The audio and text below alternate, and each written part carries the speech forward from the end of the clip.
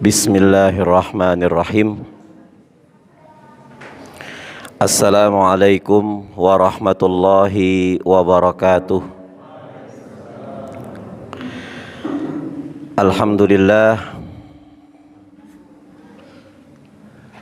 hamdan katsiran thayyiban mubarakan fihi kama yuhibbu rabbuna wa yarda. Asyhadu an la ilaha illallah wahdahu la syarika lah wa asyhadu anna Muhammadan abduhu wa rasuluh.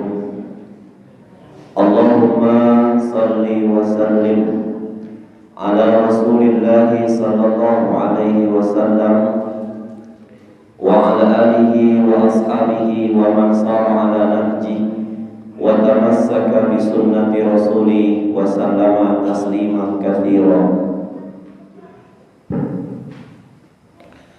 Ittaqullaha haqqa tuqatih wa la tamutunna illa wa antum muslimun. Bapak Ibu jamaah maghrib Masjid Fatimah Az-Zahra rahimani wa rahimakumullah. Alhamdulillah, mari rasa syukur kita kepada Allah Jalla Jalaluhu. Jangan sampai hilang dan kering dari lisan kita yang lemah di hadapan Allah Subhanahu wa taala. Terlebih Allah Subhanahu wa taala hingga detik ini masih memberikan kepada kita nikmat sehat walafiat. Dan kemudian nikmat sehat walafiat itu dilanjutkan oleh Allah untuk mengarahkan kita menuju ketaatan Allah Subhanahu wa taala. Mungkin ada di antara kita semuanya yang sakit, tapi dia kepengen mendapatkan kemuliaan majelis ta'lim berangkat ke sini. Dan mungkin ada saudara-saudara kita, bahkan Ustaz dalam kirong kita, Ustaz Endar Hambali, yang saat ini sedang sakit. Semoga Allah angkat penyakitnya. Dan segenap semua guru kita, baik yang kita kenal langsung maupun yang tidak kita kenal, semoga Allah sehat walafiatkan mereka di dalam taat kepada Allah Subhanahu wa taala dengan doa Allahumma rabban nas adhibil ba'sa ishfi anta syafi la shifaa illa shifauka shifaan la yughadiru saqama wa idza maridtu fa huwa yashfin. Ketika kita sakit, dialah Allah yang menyembuhkan kita. Obat hanya ikhtiar. Seorang dokter yang memiliki tauhid, dia tidak akan serampangan untuk mudah memvonis mati pasiennya. Makanya inilah kenapa ketika Rasulullah SAW diutus oleh Allah di muka bumi ini, yang paling ditekankan adalah masalah tauhid. Tauhid yang membuat amalan kita diterima oleh Allah Subhanahu wa taala. Tanpa tauhid, semua amal kebaikan kita tertolak seperti debu yang berhamburan, tidak ada harganya di mata Allah Subhanahu wa taala. Pentingnya tauhid. Ketika Rasulullah SAW dihadapkan pada dua sahabat. Sahabat pertama izin dengan Rasulullah SAW untuk bisa diizinkan menghafalkan hadis. Maka sahabat pertama ini dipersilahkan, silahkan hafalkan hadis. Sahabat kedua ketika datang dengan izin yang sama, Rasulullah tidak mengizinkan. Ini sahabat kedua bertanya, kenapa kok aku gak diizinkan untuk menghafal hadis, orang pertama diizinkan menghafal hadis? Maka Rasul mengatakan, pelajari dulu tentang tauhidullah, benarkan dulu tauhidmu kepada Allah, baru mengamalkan dan mempelajari ilmu-ilmu yang lain. Inilah jamaah 13 tahun loh Rasulullah berjuang di kota Mekah. Apa misinya? Meluruskan akidah, menanamkan iman, membina tauhid. Agama Islam adalah agama yang dibangun atas pondasi yang kokoh, pondasi yang kuat. Pondasi itu adalah at-tauhid. Sehingga jamaah, tauhid merupakan hal yang paling penting dalam kehidupan kita. Tauhid merupakan hal yang sangat diperlukan dalam kehidupan kita. Seseorang yang beramal tanpa tauhid ditolak oleh Allah Subhanahu wa taala. Wa qadimna ila ma amilu min amalin faja'alnahu haba'an manthura, kata Allah dalam surah Al-Furqan ayat 23. Kelak nanti di akhirat Bapak Ibu, Allah akan bentangkan semua amal kebaikan-kebaikan si fulan. Si fulan ini amal kebaikannya, si fulana ini amal kebaikannya, si M ini amal kebaikannya, si Z ini amal kebaikannya. Tapi Allah Subhanahu wa ta'ala menolak amal kebaikan yang pernah kita kerjakan. Sholatnya kita, puasanya kita, zikirnya kita, ta'limnya kita, umrohnya kita, hajinya kita, sodakohnya kita. Kenapa ditolak amalannya? Karena tidak didasari dengan tauhidullah, mengesahkan Allah, keyakinannya rapuh. Maka amalan-amalan yang Allah bentangkan nanti di hari kiamat, di akhirat kelak, faja'alnahu haba'an manthura. Amalan-amalan kebaikan itu seperti debu, tidak ada harganya. Maka tauhid itu penting. Tauhid bukan hanya sekedar kita ngerti dan kita paham bahwasannya yang menciptakan alam semesta beserta isinya ini Allah. Tauhid bukan hanya sekedar kita ngerti dan kita keluarkan bukti-bukti rasional tentang eksistensi Allah, tentang keberadaan Allah dan keesaannya. Tauhid bukan hanya sekedar kita hafal Ya Rahman, Ya Rahim, Ya Malik, Ya Kudus. Tauhid bukan hanya sekedar kita menghafal Asmaul Husna beserta sifat-sifat Allah yang mulia. Tapi jamaah, hakikat tauhid adalah bagaimana kita semuanya, saya, Anda semuanya memurnikan seluruh amal ibadah kita semata-mata untuk Allah. Saya datang ke majlis mahfazah ini semata-mata mencari ridho Allah. Bukan gak enak sama Om Jio, bukan karena yang isinya Ustadz Anu. Ada niat melenceng di mata Allah, tertolak kajian kita, tertolak amal kebaikan kita. Maka orang-orang jamaah yang memiliki tauhid yang benar, yang semua amal ibadahnya cuma ditujukan kepada Allah Jalla Jalaluh, di dalam surah An-Nur ayat 55 Allah berjanji. Apa kata Allah? Wa'adallahu alladhina amanu wa 'amilus shalihat. Allah telah mempersiapkan, Allah telah menjamin, Allah telah berjanji.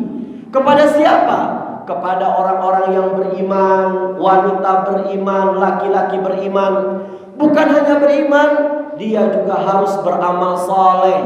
Apa janji Allah? Yang pertama, la yastakhlifannahum fil ardi kama stakhlafal ladzina min qablihim.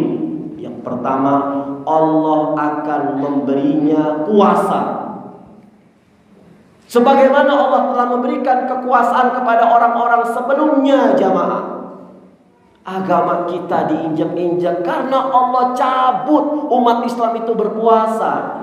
Kita didiskreditkan, kita dipojoki, kita nggak ada harganya. Mungkin karena kita nggak mentauhidkan Allah Subhanahu wa ta'ala.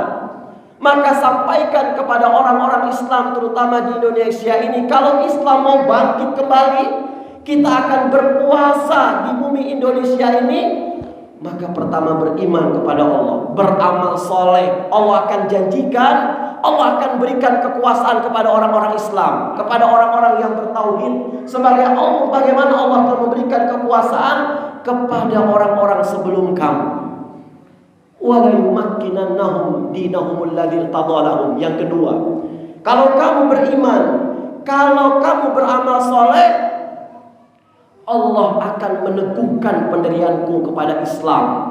Istiqomah dengan Islam kita, sholat kita sesuai dengan Islam, zakat kita sesuai dengan Islam, muamalah kita sesuai dengan Islam. Kita masuk ke dalam Islam secara syumulah, secara totalitas jamaah.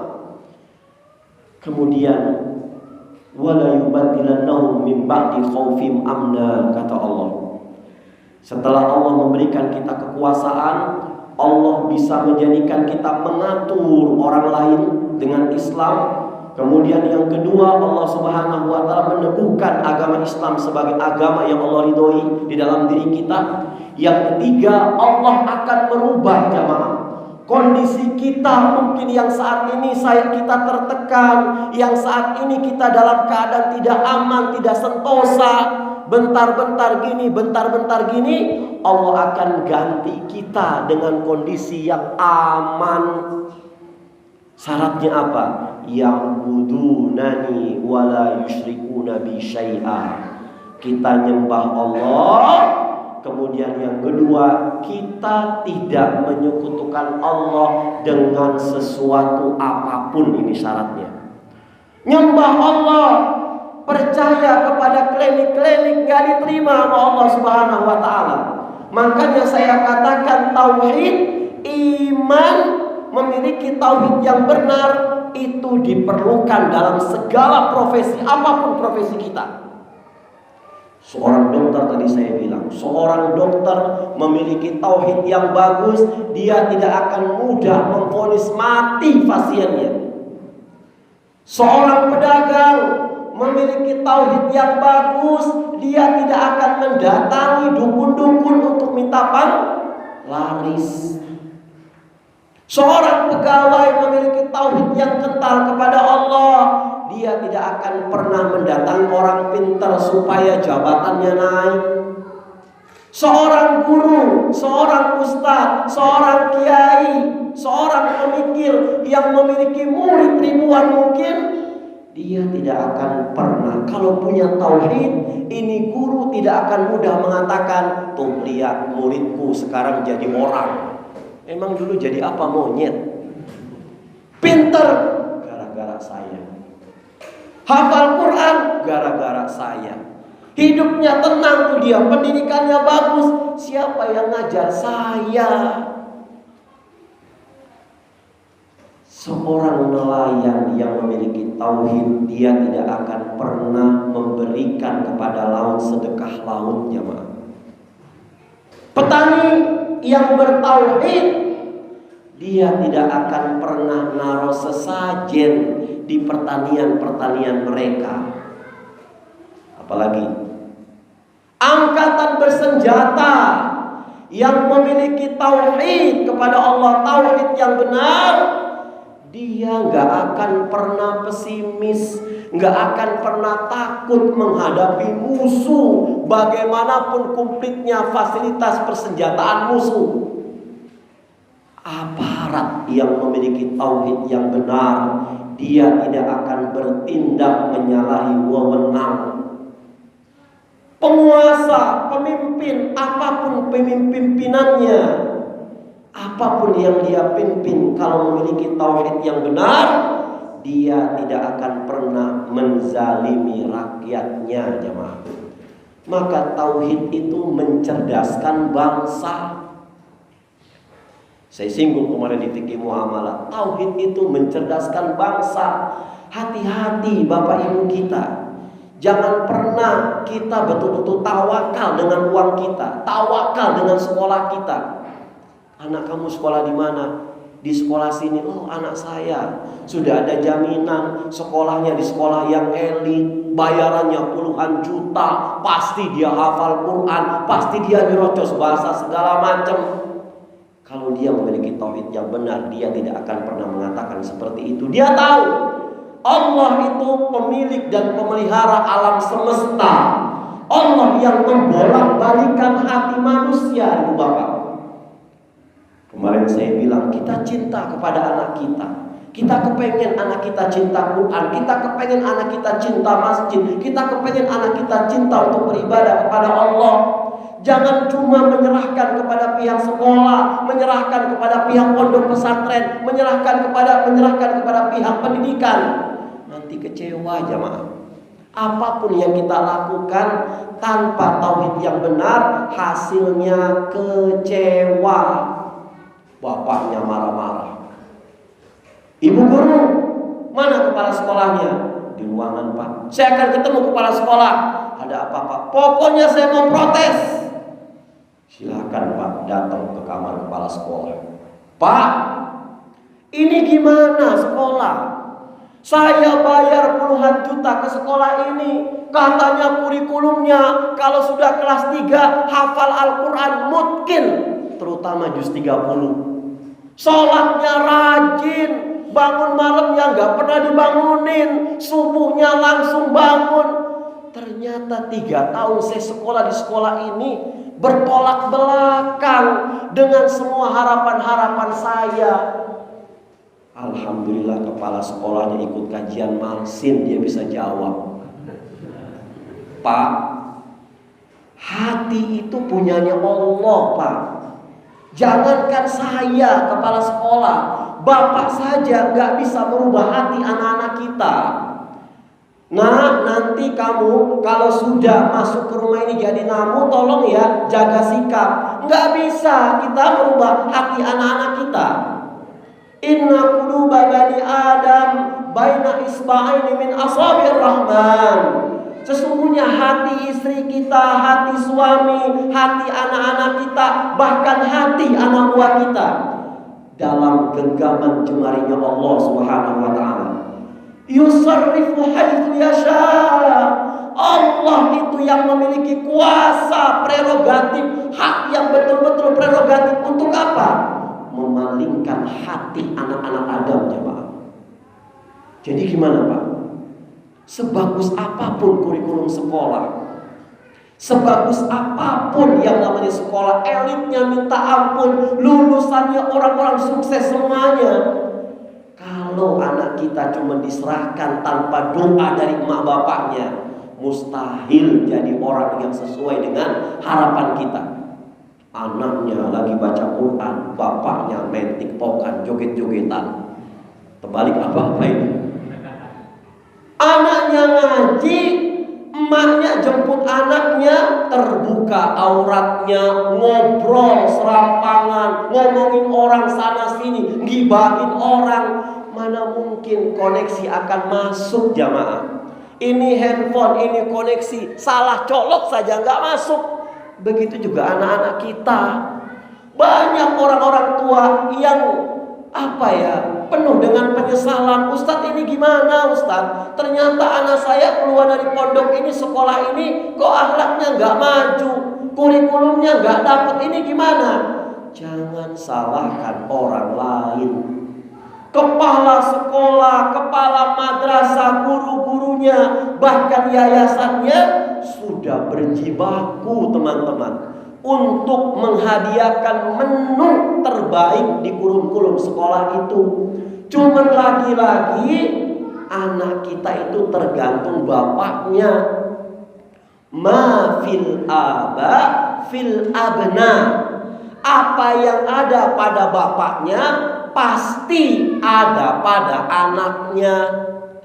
Bapaknya taat berjamaah, anaknya tanpa didik di pesantren juga insya Allah taat jamaah.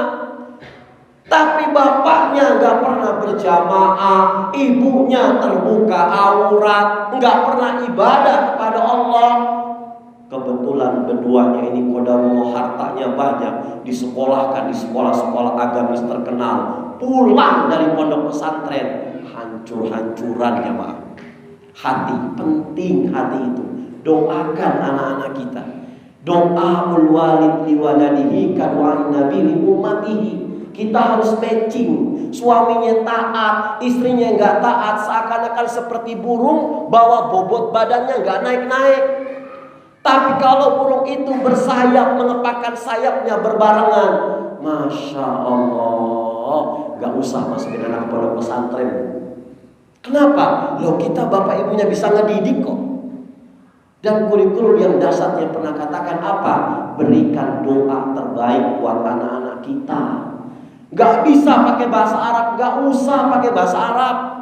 Nanti malah nyimpang doanya. Mau doa tabat yada abila abi watab, ma'abna, bahasa Arab, cuman gak nyambung. Suaminya berdoa, ya Allahu Akbar, hari ini saya harus tega dengan anak-anak saya. saya harus sekolahkan dia jauh dari orang tuanya.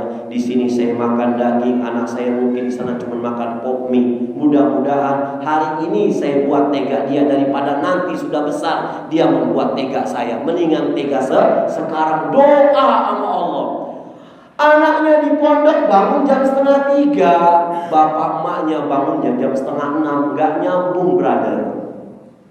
Doakan. Kapan doa yang tepat itu? Ketika janin anak kita berusia 4 bulan.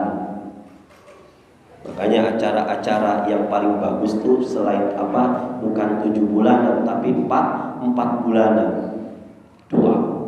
Dan ketika Rasul mengatakan sesungguhnya hati anak-anak Adam itu berada dalam jemari-jari-jemarinya Allah Subhanahu wa taala, langsung Rasul nyuruh kita untuk berdoa, ya musarrifal qulub, sarrif qulubana ala dinik wa ala ta'atik. Wahai yang membolak-balikan hati manusia, yang membolak-balikan hati istri saya, hati suami saya, hati anak-anak saya, tolong ya Allah, palingkan hati anak saya untuk menuju ketaatan kepada agamamu, ketaatan kepadamu ya Allah, taat kepada sunnah Rasulullah SAW. Tangisan air mata seorang bapak, seorang ibu itu bisa menggetarkan arsy-Nya Allah Subhanahu wa ta'ala, jemaah. Ketika doa sudah, keteladanan kita buktikan ke anak-anak kita.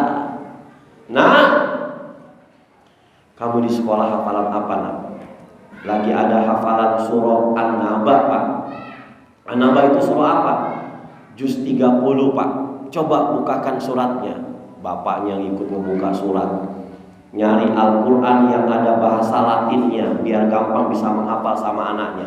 Kasih keteladanan. Kita cinta sama anak kita, maka coel sang pemilik rasa cinta, Allah Subhanahu wa ta'ala. Setelah itu apa? Berikan keteladanan kepada anak-anak kita. Yuk, nah, malam ini lomba menghafal sama bapak. Besok subuh kita langsung lomba siapa yang cepat hafal berapa banyak ayat, kamu atau bapak. Poinnya Bapak Ibu bukan menang atau kalah, bukan banyakkan siapa atau siapa yang kurang. Saya yakin anak kita menghafal Quran dengan bapaknya menghafal Quran, lebih banyak anak menghafal Quran. Kenapa? Anak kita itu kaset kosong, Pak. Kalau dihantam dengan positif-positif, itu bisa cepat hafal. Kita udah kaset kusut, ngapa-ngapain, Masya Allah, kita itu sudah gak bisa. Kadang-kadang kita mikir gak, kita pulang sholat maghrib, pulang ke rumah. Di rumah, di meja itu ada Al-Quran, ada handphone, ada remote TV. Kira-kira kita pilih mana Bapak Ibu pada maghrib? Kok saya milih remote TV ya Ustaz? Kok saya milih handphone ya Ustaz? Enggak milih Al-Quran? Kita tanyakan pada diri kita, kenapa kok Allah mengarahkan kita bukan kepada kebaikan, tapi mengarah kepada kedurjanaan? Latihan dengan anak-anak kita. Anak kita bakal bilang, ya Allah, bapak saya lomba dengan saya, semangat sekali ngajinya. Betul, anak kita hafalannya lebih banyak nanti. Ya. Baca Qur'annya mungkin lebih bagus anak kita daripada kita. Dan saat itu kita mengakui ini anak saya, lahir dari rahim istri saya, ya kan? Salaman dia harus hormat dengan saya, itu memang poin. Tapi pada saat dia bisa menghafal Quran, hafalannya nambah, akhlaknya luar biasa, maka kita harus respectable dan fair. Kita harus memuliakan anak kita. Nih nak, buat kamu. Apa nih Pak? Karena kamu sudah lombanya menang daripada bapak nggak hafal surat An-Naba, malah kamu hafal. Nih buat kamu, besok uang sangunya nambah. Anak kita tuh ya Allah diberikan reward Pak oleh bapaknya. Dikasih hafal, diberikan reward lagi. Kita kepengen anak-anak kita bisa tahu tentang sahabat-sahabat Rasulullah SAW. maka anaknya, bapaknya pun baca risalah Nabi Muhammad SAW.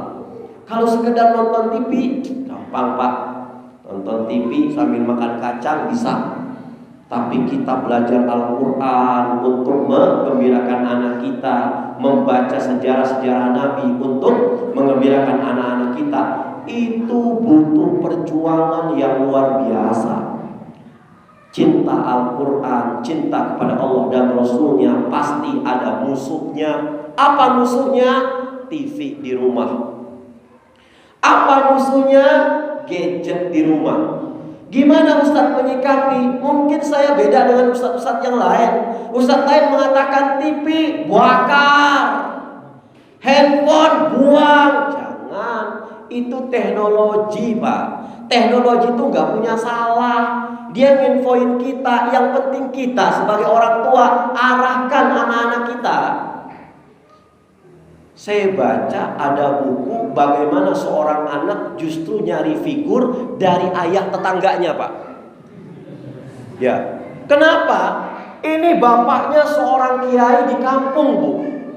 Anaknya nonton TV, marahnya luar biasa. Bahkan TV-nya digetok sama martil.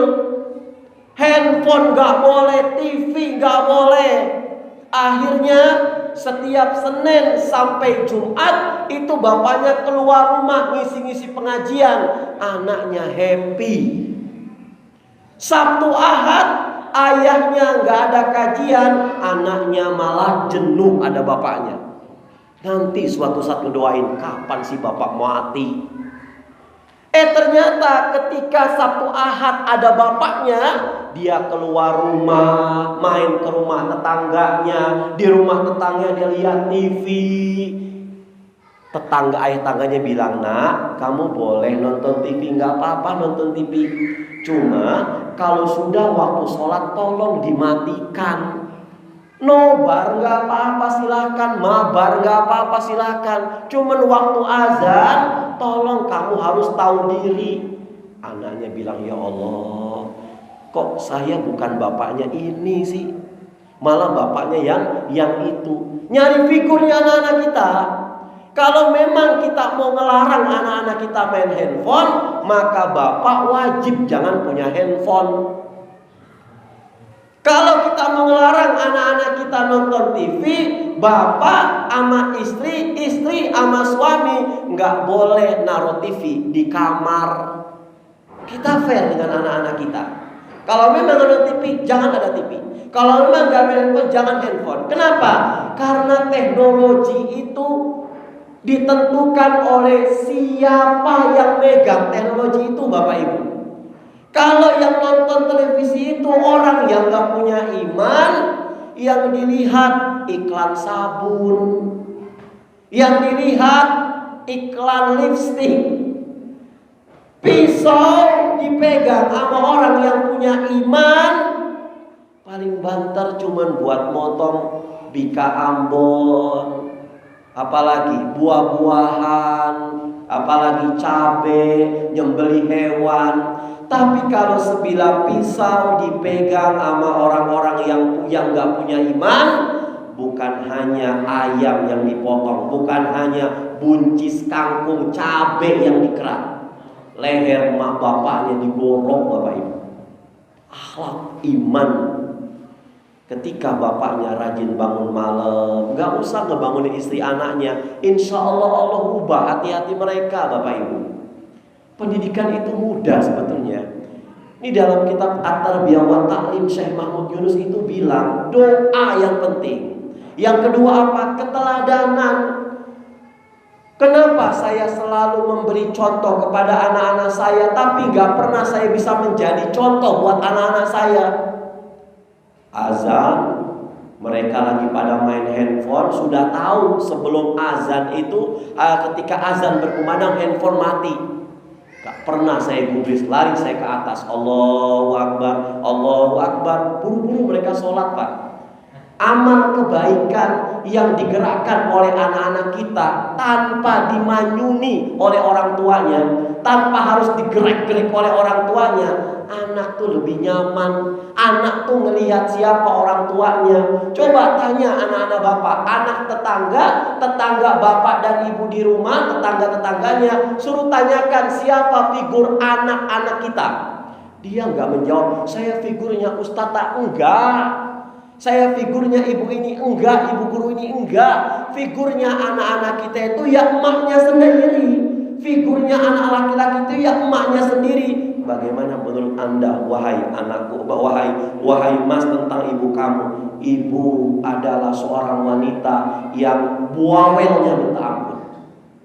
Bapak seorang laki-laki yang walaknya minta ampun. Ada yang bilang malaikatku. Mereka nyari figur kita. Mas, bapak lagi di mana? Masih ngorok Ustaz. Ya. Loh, kamu sholat subuh jam berapa? Saya pernah Pak punya murid itu sholat subuh tiap hari jam 6:30. Kan ada controlling agenda anak soleh itu. Saya periksa, kok 6:30. Saya telusuri rumah bapaknya, ternyata bapaknya itu emang gak pernah sholat. Ketika setoran ikro sama kita dari ustazah, biasanya nanti terakhir dengan saya langsung terjun ke bawah. Kenapa ini anak kok ikronya gak nambah-nambah? Pinter akademisinya, kok hafalannya gak nambah-nambah? Sore gak ada kerjaan, gak ada kajian, saya langsung terjun ke bawah. Pernah ke daerah Jetis, ke Gembol segala macam, sampai daerah mau ke Sigaluh Pak. Ternyata emaknya, ya Allahu Akbar, ada emaknya yang suka umbar aurat, bapaknya ngeribah segala macam. Yang gak ngepek ke anaknya, mau sekolah di Al-Quran, kalau bapaknya gak pernah ada doa dan keteladanan, gak akan bisa.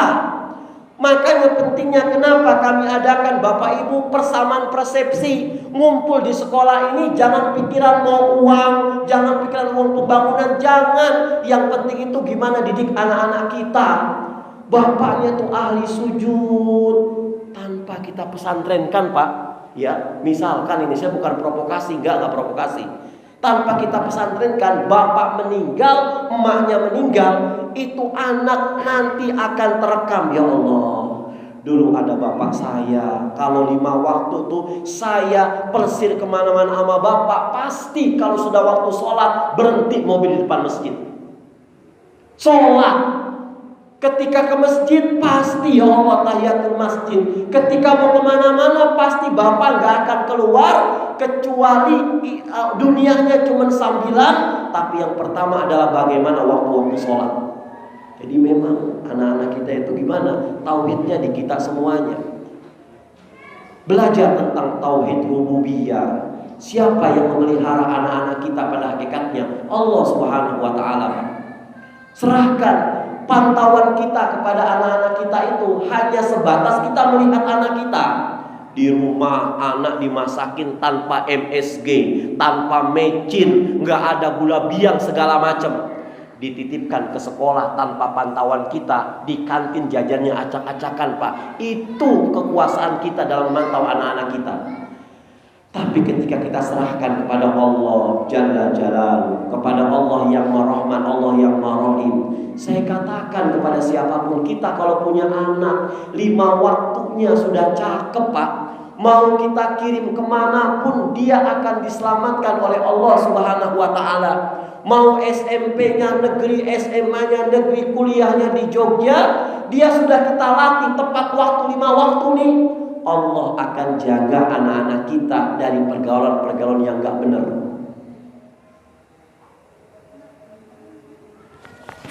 Alhamdulillah, sudah waktunya. Enak saya nih kajian kayak begini. Tahu-tahu Isa kayak gitu. Ya, jadi intinya yuk sama-sama kita luruskan tauhid kita sama Allah Subhanahu wa ta'ala. Gimana Ustaz caranya? Hadir banyak-banyak di majelis taklim. Kalau nggak keburu, nggak waktu, hadir 5 waktu sholat untuk berjamaah.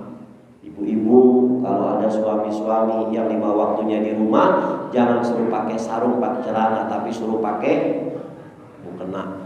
Karena powernya rumah tangga itu, gimana seorang suami bisa melangkahkan kakinya ke masjid-masjid Allah Subhanahu wa ta'ala. Yang paling berat itu bukan naik Gunung Dieng, yang paling berat bukan ke Halmahera, tapi yang paling berat melangkah kita ke masjid-masjid Allah Subhanahu wa taala. Aku qouli hadza. Mungkin ini yang bisa saya sampaikan. Mohon maaf lahir batin. Ada waktu 3 menit untuk persiapan sholat Isya. Mudah-mudahan kita dipertemukan kembali oleh Allah Subhanahu wa taala, sehat-sehat semuanya, istiqomah. Kita mungkin tidak bertemu di sini saja, kita bertemu di surganya Allah Subhanahu wa taala. Tetap husnuzon bila. Aku qouli hadza astaghfirullah. Nasrullah wa fathul qarib wa basyiril mu'minin. Assalamualaikum warahmatullahi wabarakatuh.